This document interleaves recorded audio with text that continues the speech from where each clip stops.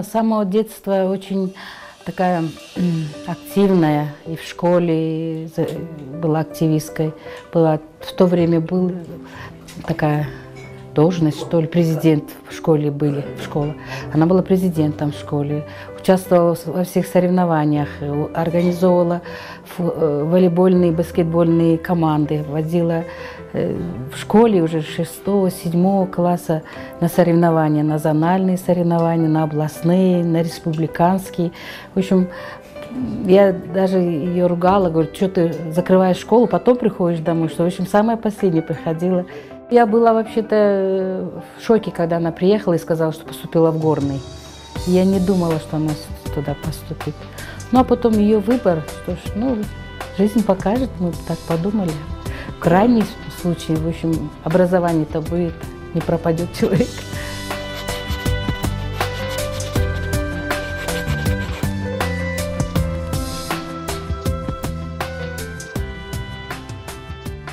Надо будет поехать на взрывной блок и там посмотреть именно границы Марены с породой.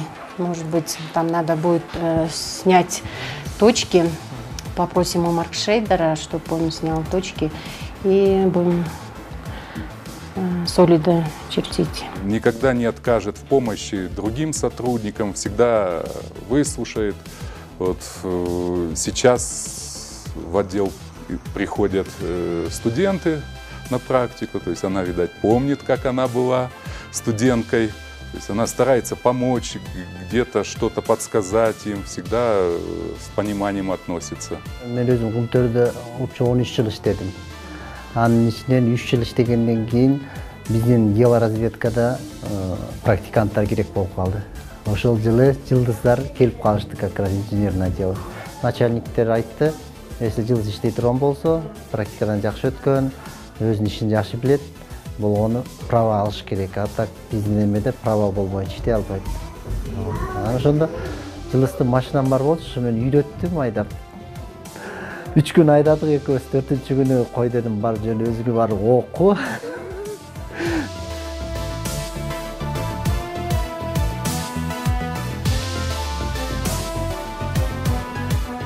Здесь тоже обучают, где-то 8 часов обучение идет, и дают сертификат, что можно водить на карьере.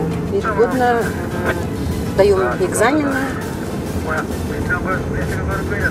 и заново обновляют разрешение. Проверяют, да, в некоторых местах останавливают, ты пристегнут ли ремнем. И в некоторых местах стоят радары и скорость проверяют. У нас в компании в этом плане строго.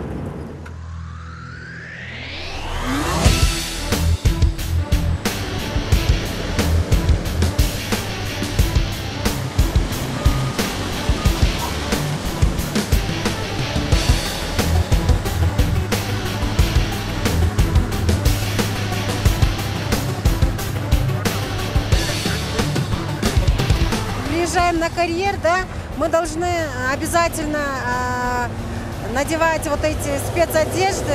Это каска, безопасные очки, вот эти желтые отражающие жилеты или куртки и сейфти, безопасные ботинки. После того, как мы отбираем пробы, после результатов анализа выясняется, где какая руда. Они вот делятся по содержанию, там, высокая, средняя и низкая. Это для того, чтобы, когда вот откопают данное место, они определяют, здесь содержание, например, высокое, да, то его складируют на определенный склад. Если низкое содержание, то этот участок складируют на другой склад.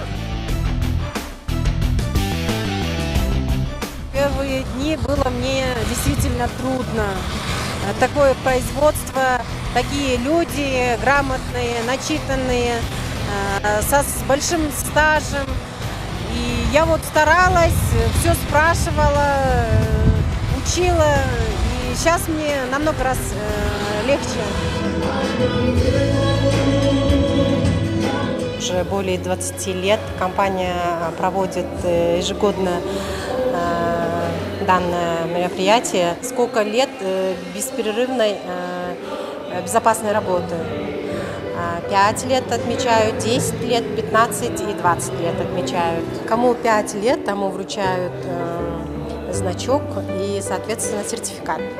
Золотой значок, да, там с логотипом. А кому 10, мне, например, 10 в этом году, и вручили вот золотые часы.